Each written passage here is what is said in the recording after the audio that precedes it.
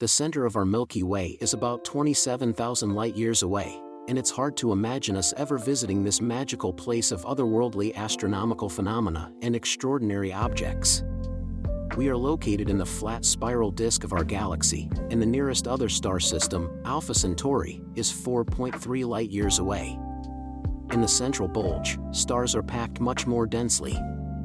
This is especially true near the supermassive black hole of our galaxy, which has a mass of 4.3 million suns. At a similar distance from it, as the solar system is from Alpha Centauri, there are more than 1 million stars. The closer they are to this beast, the faster, on average, they orbit it. At around 0.3 light-years away, they often collide. This can cause them to cease to exist and disperse only in sporadic cases when they smash at a very high velocity and head-on. Some stars orbit the supermassive black hole at relativistic speeds. The fastest known one does it at 8% of the speed of light. Most collisions result in the stars sliding against each other, causing vast amounts of debris to be ejected, their outer layers to be stripped, and they continue to speed as before. It can be compared to them giving each other a high five. It causes vast amounts of accelerated matter to bombard everything nearby violently. The average velocity of stars within the closest 0.3 light-years away from the supermassive black hole is thousands of kilometers/miles per second. It goes down to hundreds of kilometers/miles per second outside this inner area, and there, the stars are more likely to merge when they smash into each other head-on. Some vampire stars are rejuvenated from these impacts. They could have formed a long time ago but are coated with layers of hydrogen stolen from other stars, and we detect them as younger than they should be. Their youthful appearance comes at a cost as it shortens their lives. The more massive a star is, the shorter its life.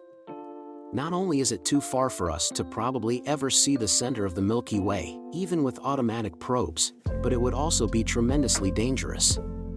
These stars, their collisions, and frequent supernovas emit vast amounts of radiation, and the supermassive black hole assaults them all with radiation from its accretion disk, which accelerates infalling matter to relativistic speeds and transforms it into energy at 40% efficiency.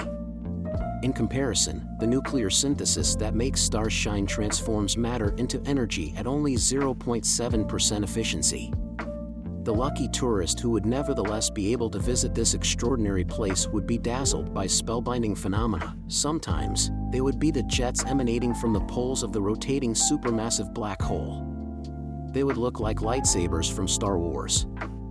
From such a distance, we are only aware of these millions of stars, but this area might also likely be packed with similarly huge numbers of planets and planetoids forming an immense planetary system. The sky on them would never get entirely dark like on nighttime Earth. Millions of stars would constantly illuminate them, and the visitor would be left in awe of the view, which on some planets would be dominated by the otherworldly beast, the supermassive black hole, its majestic accretion disk, and the straight jets of intense light. Some stars that have relativistic speeds would be moving across the sky. It would be fascinating to experience this. Our galaxy is more than 100,000 light-years across and contains 200 to 400 billion stars, but the galaxy with the most stars is IC 1101, composed of around 100 trillion.